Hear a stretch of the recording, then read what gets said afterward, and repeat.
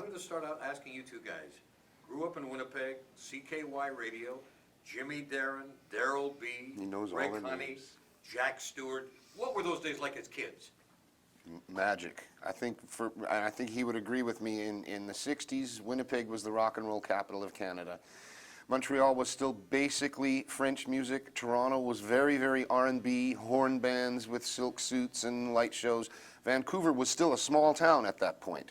And Calgary and Edmonton really had no music scene whatsoever. Winnipeg, 1963, 4 and 5, 50,000 watts, clear channel, CKY was rocking, CKRC was rocking, CJOB even played rock for a while. So for a certain time, in a city of 250,000 people, we had 3 major rock and roll stations all competing to be the better of the 3, better than the other 2. Couldn't have been a better place to grow up as kids to be rock and roll. Amazing. Randy, as a kid there, what was it about radio and music and everything that turned your crank? Because, I mean, that's how I got inspired, too, by listening to disc jockeys back then. Well, the greatest thing that I can remember is they didn't have lunch in schools, so you went home for lunch. You had from noon to 1:30, at least I did in West Kelowna. So you got to listen to the radio for an hour and a half, because I was like a block from the school, so I would just run back. And that's when I started to hear rock and roll music on CKY. Like you said, it was Dennis Corey, Dino Corey, PJ the DJ, and guys like that. They were our Dick Clarks and our Alan Freeds, just as you were here to the kids in Vancouver. They were our pipeline.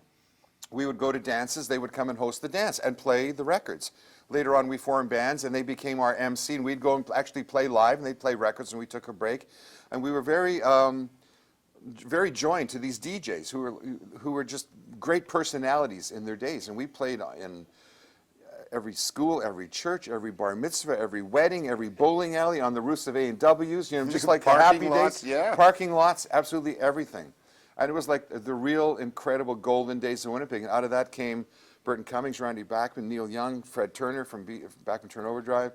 So many great musical things came out of Winnipeg at that time. Because of our own radio, and because of being the top of the Great Plains at night, I'd listen to WLS in Chicago, listen to Fargo, listen to New Orleans, WNOE New Orleans. I would get that on a clear night with this little rocket radio and hear music that they weren't playing in Winnipeg, you know, this down south kind of stuff. And that was kind of my musical education. I remember seeing Neil Young or seeing Burton Cummings, the other guy, saying, "Were you listening to that station last night? Did you hear that song at 2 o'clock in the morning? You know, it was Huey Piano Smith, and don't you just know it?" And that's the song I did on the record. So you go back in your memories, and we had a chance to do this album of oldies.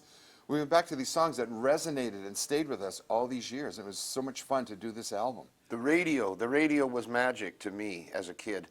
I remember in grade 10 at St. John's High School, it was a very, very cold winter night, and I was in bed with my transistor radio, and I got WLS, and Dick Biondi played "Da Do Run Run" by the Crystals for the very first time, and no one in Canada had it yet.